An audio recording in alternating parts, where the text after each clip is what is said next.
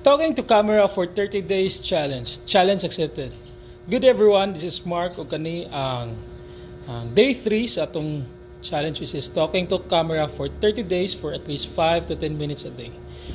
So gibuhat na ako na challenge is para ma-improve ko atubangan sa camera.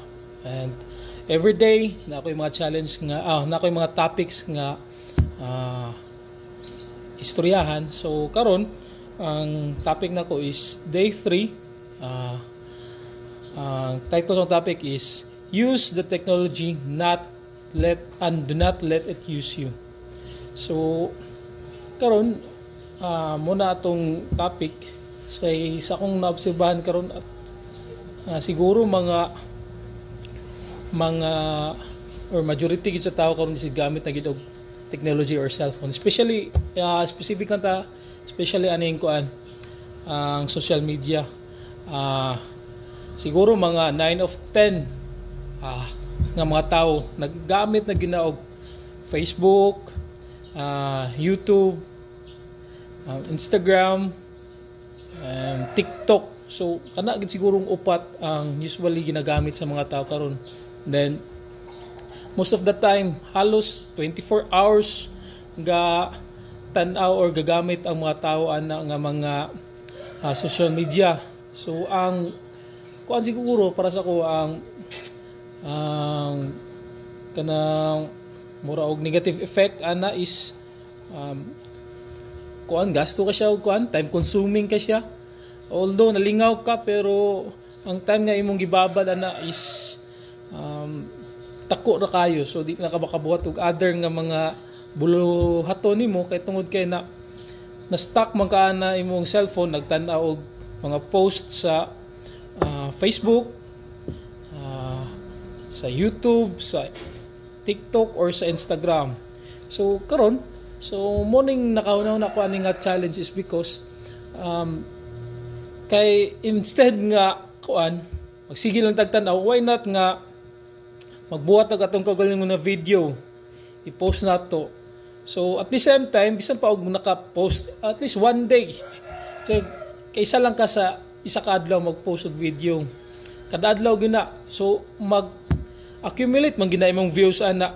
So aside sa nalingaw na po kag tanaw, naka-earn pa ka kay karon ba ang kana nga mga apps, mga social media is ginatabangan ba yung tao nga maka-earn pod. So mas okay siguro if mag-content creator ka, mag-vlogger. So unsay mo gibuhat, pwede ka mag-upload ng video kay para maka-earn na lang pug ka ba. Kay for example, 4 hours daghan na kang mabuhat ng 4 hours. So then if magbuhat kag video like 10 minutes lang guna, 10 minutes then muna tan-awon sa tao. So if na mag-scroll maka-likes mo or daghan mong views, so naka-income or naka-earn na ka. So muna akong ginakan karon or ginahagit or gina-challenge sa mga tao pod nga why not mag-try ani nga challenge, then if ever nga anad na mo, comfortable na mo atubangan sa camera, dayon easy na lang kasi inyo ang pag atubang sa camera. So pwede na mo magbuhat og vlog kung sa imong trabaho. Nag-drive kag baw-baw, post na ka isa ka video sa isa ka adlaw.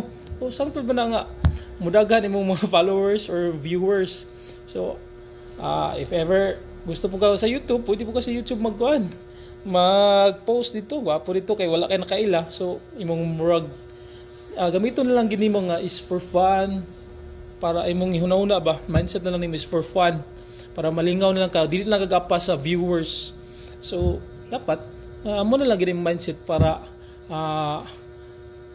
even though if dili siya mo kuan og views, pero ikaw murag remembrance na sa imo, murag daily vlog na lang nimo sim kinabuhi. Kung sa imong trabaho pwede makabuhat pug ka. So if makauyon na sa akong idea, pwede gyapon na sa inyo. Then sa kaning challenge, if ganahan mo aning idea, pwede po nimo itag ang kailan nimo. Itag nimo sa comment section if ikaw ganahan ka nga idea po, challenge, you can type challenge accepted. Then if start na kasi mong first video, pwede ko nimi tag para makomment po na ako. Mura na og salamat sa pagtanaw. God bless you.